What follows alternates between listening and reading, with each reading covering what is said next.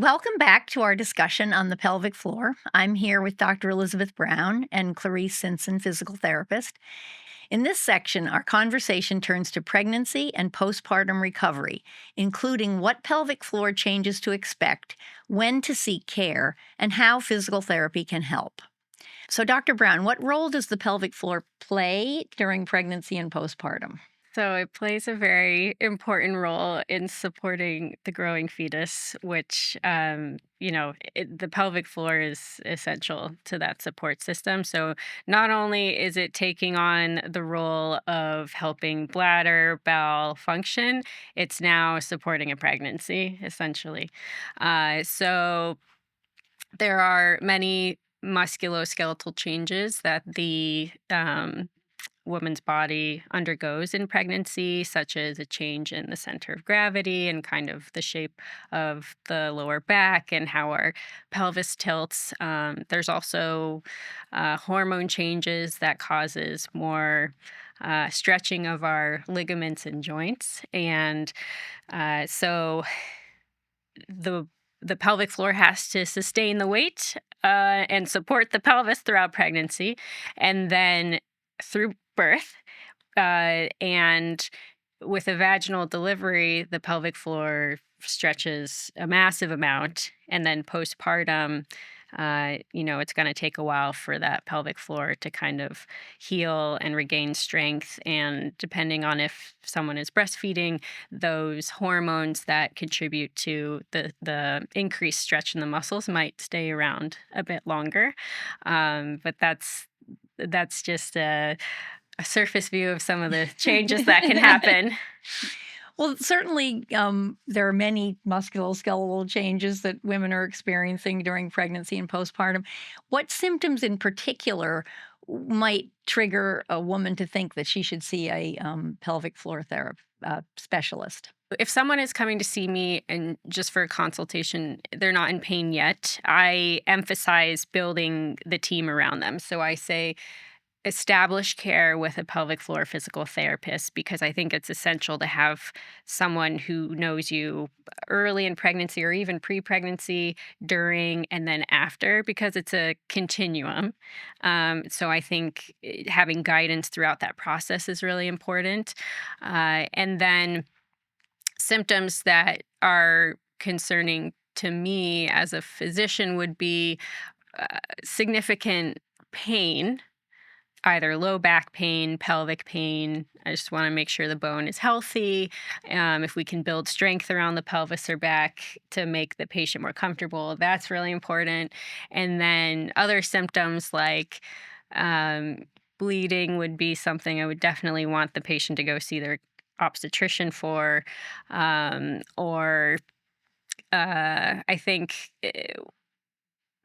maybe overstretching of the abdominal muscles postpartum, and just little things like that. And what can pelvic floor physical therapy offer to the perinatal population? Yeah, I think it's like teaching them how to like move their body, right? Like during pregnancy, like there's definitely like changes that's gonna happen and it's like a happy time. But definitely like there's changes that's gonna happen. We're gonna basically what we want is like to teach these people or like our perinatal population like how to move along with the changes and basically just like tell them that when you're pregnant, it doesn't mean that you have to be in pain. And are there certain patients that are at, higher risk for perinatal issues in the pelvic floor? I think this can be grouped into musculoskeletal symptoms, and then more like obstetrical, maybe Mhm. complaints or symptoms. So certainly if a patient has had musculoskeletal complaints in one pregnancy, it doesn't equate to them having those same issues in a second pregnancy, but it definitely um, raises my interest in following them closely to see if we can prevent or at least optimize their pregnancy to avoid a repeat of maybe like pubic symphysis pain, for example. Um, and then other patients, like if they have multiple gestation So like multiple, they're carrying multiple fetuses, twins, triplets, etc. If they're taking care of other little kids at home, that's putting a lot of stress on their low back or their pelvis. Like that's a really tricky situation too, which a lot of our patients, or I find my patients are in, bending down while they're pregnant to pick up a toddler. So those are kind of the things I ask my patients when they come in, like what their history is, who's at home with them, what are they doing day to day. And are there any sort of specific things that women could do to prevent developing these problems during pregnancy or postpartum? We go back to like bearing down. No bearing down. Avoid like really try your best like to avoid like bearing down. And other than that, just like really try and like get stronger. When should women initiate pelvic floor exercises? I guess it depends on when Yeah. they find us or when they present. But I think the sooner the better. Like if you know you're going to get pregnant, I think might as well meet with your pelvic floor therapist and get strong, like in a prehab kind of way. If you have certain athletic goals, either like pre, during, post pregnancy, communicate them so that everyone's on the same page as to what you want to do. And then everyone's delivery is unique, so I don't think we can apply timelines for return to sport or athletics exercise um, in a blanket way. Everyone should pay attention to their way their own body's healing and kind of stay with their own journey and get the support they need just for their recovery. I definitely agree though. I feel like the earlier you like see like a specialist, the better. Like you don't have to wait till like you're having like pelvic girdle pain or like any like pain to like see one. Like you're thinking about getting pregnant, go see someone, like have that conversation, like start to build like your support system. I think that's very important. Yeah. Yeah, and then just to add on that too, I think classically from the OB-GYN perspective, patients will go in at 6 weeks postpartum for their clearance, their checkup and clearance to return to activity. But even in that period immediately after delivering, breathing exercises. It's so Just important. thinking about the pelvic floor, Yeah. like you can definitely start that. Yeah. And some pelvic floor therapists work hard to make themselves accessible via telehealth to a new parent. So I think from our perspective, like being accessible to our patients with newborns is really important for helping them get back early into activity. Do you notice like a greater prevalence of pelvic floor complaints during pregnancy or postpartum? For me, it's been third trimester. I've had a lot of like sacroiliac joint pain, pubic symphysis pain. And then for my patients who do have that, it can carry over post delivery. And then it can take a little while to heal, but generally, like once they deliver, they feel much better. And then it's more about getting the muscle strengthened again. But certainly towards the end of pregnancy, there's a lot of more musculoskeletal I pain. could see that. Yeah. Makes sense. Yeah. So this is for each of you. What is your one piece of advice for women who are or plan to be pregnant regarding protecting or preparing their pelvic floor? I always tell this to everyone, like, get stronger. Like, like once like you have like your kid, like all the more you need that strength to like carry someone. Learn how to like properly like lift, how to like properly like get your kid from like the crib. But definitely like get stronger. Don't be scared of like moving. Like even like a simple walk, like a 10-minute walk, is really gonna help like your pelvic floor and your overall like strength. Yeah. Yeah, agree. So, similar to what I said earlier, get your team in place early. Even if you don't have pain, you're feeling good, just have your therapist that you go to establish a relationship so you feel comfortable reaching out at any point during pregnancy. And then I think uh, as you go through the pregnancy, stay active. So be active before, per the CDC guidelines. We want everyone to be active, stay active during pregnancy, and then if anything comes up afterwards, you have someone to go to kind of help you work through those symptoms and guide you appropriately. And again, for each of you, if somebody wanted to find a person who can specialize in pregnancy and pelvic floor issues, how would someone find a specialist, either a PT or a physician in that? Because I imagine this is not your OB, doesn't necessarily specialize in the Yeah. muscles of the pelvic floor. Yeah, so our OB colleagues are incredibly knowledgeable, and I have worked with OBs when I have a patient who comes in and we converse, and I think it's a great partnership to have. I think we're happy to provide the orthopedic musculoskeletal perspective. And so, in terms of our patients finding someone, at HSS, we have the Women's Sports Medicine Center and the perinatal group, which is a subgroup of the Women's Sports Medicine Center, and it's full of experts who have a lot of knowledge on perinatal care. Other than that, like we talked about, like Herman and Wallace and APTA from like a physical therapist standpoint, if you go through like So their say that website, again, Herman and Wallace, Herman and Wallace, correct, and Okay. APTA, which is the American Physical Therapist okay. Association, So both of those websites would have correct. people listed. They'll have the list in. You can like put down like where your zip code is, and then it will show you like where you can find like pelvic floor or like pelvic floor specialists or like physical therapists that really specializes in pregnancy.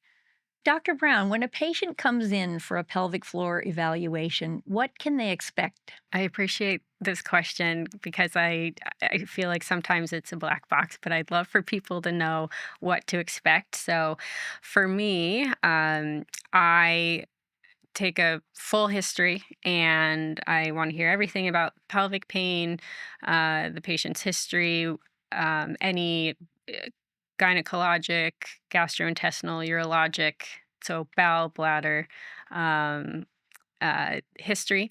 And then I do a deep dive into the exam. So I'll do a full low back exam, strength exam, hip exam, and then I do a pelvic floor exam if the patient feels open to it. If they want to just meet for the first time, that is completely acceptable. I make sure they always know they are in control, and then I explain the exam to them. So my focus is on the musculoskeletal system. So I tell them it's different from a gynecologic exam. I don't use a speculum. I do an external exam first. So I test sensation of the skin. I look to see if there are any rashes or anything externally that might be contributing to their symptoms. I press on the more superficial or external pelvic floor muscles. And then assuming they're okay with the exam, they've consented to it, then we'll move on to the internal portion. And so I say, I'm going to use one finger and I'm going to press on the muscles. And I press on the muscles and I'm trying to assess for any tender points, pain, increased tightness of the muscles. I test strength, coordination, ability to relax. And then I say that it will inform treatment. So that will help me write a better pelvic floor physical therapy prescription. It might help us discuss if medications would be helpful, and it sets a baseline. So on follow-up visits after we've tried treatment, if we repeat the exam, we can see kind of what's changed and adjust from there. Great, very helpful. Let's talk about return to activity after pregnancy. So postpartum, when women often go in, it's 6 weeks postpartum and they're cleared. Yes. They may not really be ready. Their pelvic floor may not be fully recovered. So could you each talk about how you guide women back to full activity safely? So just like a general rule, I always like educate patients like, yes, you do get cleared like after 6 weeks, but my approach to someone that was sedentary like pre-pregnancy versus like a high level athlete pre-pregnancy would vary. Um, so like let's say someone that's on the sedentary side, I usually go a little bit more like conservative versus someone who's like a high level athlete. I can go a little bit more faster. And again, this is like after we get like medical clearance from like their OB. My biggest thing, like as an external like physical therapist that specializes in like pregnancy and like postpartum, I want to make sure that first of all, like they're aware of what's happening with their pelvic floor, right? Like they have to be aware of like when they're bearing down and when they're activating like their pelvic floor. And once that is kind of like in play and they're very like confident with like how they can activate their pelvic floor, my biggest thing is like when I ask someone to do like a core exercise, which usually what we start with, I want to see like a really like good core activation. And when I talk about good core activation, most people when they activate their core, they get kind of like this cinch in like their upper belly, but that just means they're just activating like their top core and not really getting like that bottom core to like fire. So I usually like that's like my biggest like external like cueing. If I see like a really like good core activation, then I'm just like, okay, we can progress. Maybe I'll progress more with repetitions. If that repetitions is good, then I'll increase a little bit more in like resistance. So then from like bed exercises or supine exercises, I slowly get them to more like less stable like surfaces or like less support on their spine. So we can talk about like being on your hands and knees or like quadruped position. Then from there, we get up, go standing, do single leg exercises. But again, my baseline, Polly, would always be like, what's happening with your core? Like, are you like if I progress your exercise and you're just getting back to that like upper belly like activation and your lower like core is like really like pushing up, then I'll be like, okay, let's step back again. So that's like my baseline. But from there, definitely I'll check like single leg squats, check like their planks, like a minute plank. Usually I tell people like that's like a good sign that they're kind of like ready to go a little bit more on like a higher level exercise. So letting somebody say go back to, Pilates versus running or a boot camp class, like Yeah. what are kind of your metrics you would use to clear somebody to go back to Yeah. something like that? First of all, I am like pro every exercise. And I think everyone should like go back to exercising. Whatever you feel like makes you happy is what I tell my patients. If you're not like a boot camp type of person, that's okay. There's nothing wrong with that. If like gym is your thing, you don't like classes, that's okay. Just get back to like the gym, get back to like being active. But I might clear someone who wants to go to Pilates like earlier versus someone that wants to go back to like running, like I'll discharge them a little bit like later. But like what I said, like single leg squat is like very important. Usually, like in the clinic, I'll have like just a general like screening. I'll get like an 8-inch box, like have them like do a single leg squat there. If form is good, they're not tilting their pelvis, control is good, balance is good, then I'll be like, okay, let's run in the clinic, or maybe let's do like a run walk first, see how your body responds. But usually I want before I like fully discharge them, I want them to do like similar exercises with me and then have them go out in the wild. Yeah, Yeah. I think that's great. And Yeah. I totally agree. And this is why I send patients to people like Clarice. So, and it's nice when you work closely with Yeah. a pelvic floor physical therapist because we can share this dialogue Yeah. and our patients feel confident that we're communicating with each other about progress. But I'll just add from the medical perspective. So we know that every delivery is different. There's cesarean, there's vaginal, sometimes there's tearing or a lot of things can happen, and so that also plays into the return, and that's why we rely heavily on our obstetrical colleagues as well for them to look at incision healing. So that might change return to sport timeline as well, but it's individualized. So we Yeah. still go through the same metrics from a strength perspective, course perspective, and then of course, just other things like making sure their blood pressure is in a safe range and their glucose is controlled, because these things can also pop up before delivery, and we just want to make sure those are well controlled as well before they go back to activity. Great. Clarice, you mentioned the mind body connection and mindfulness. Can you speak to that a little more about recommendations you give to your patients regarding improving that? Yeah. I think I'll start with like, because people might think like, why is like, if we're stressed, why is the pelvic floor like, what is happening with the pelvic floor too? So usually when we're stressed, right, we tend to like clench our body. So what happens is when we're clenching our body, our pelvic floor does contract and like really stay in that like heightened like position. So usually I'll go back to like breathing, like what I said, like that box breathing, that 360-degree breathing of just really like getting that length on like your pelvic floor. Breathing is like my like go-to. And then I talk to patient about like mindfulness and like, hey, it doesn't have to be like if you're doing like meditation, it doesn't have to be you don't have to start at like 30 minutes right away. Because people do get a little bit like intimidated when you talk to them about meditation because they're like, I really can't like turn off my brain. And you don't have to go to like a 30-minute meditation like right away. Like start with like a minute and then see how you feel from there. As you get confident, increase it a little bit more. In terms of like apps, I'm like so loose in this where it's like whatever you find is like right for you, like that's what we're going for. And if that app, I don't know, I'll learn it and then I'll like do it with you just so I'm kind of like with the patients like with their journey. Yeah. Great. Well, thank you, Dr. Brown and Thank you. Clarice, for sharing your expertise with us today, and thank you for joining us.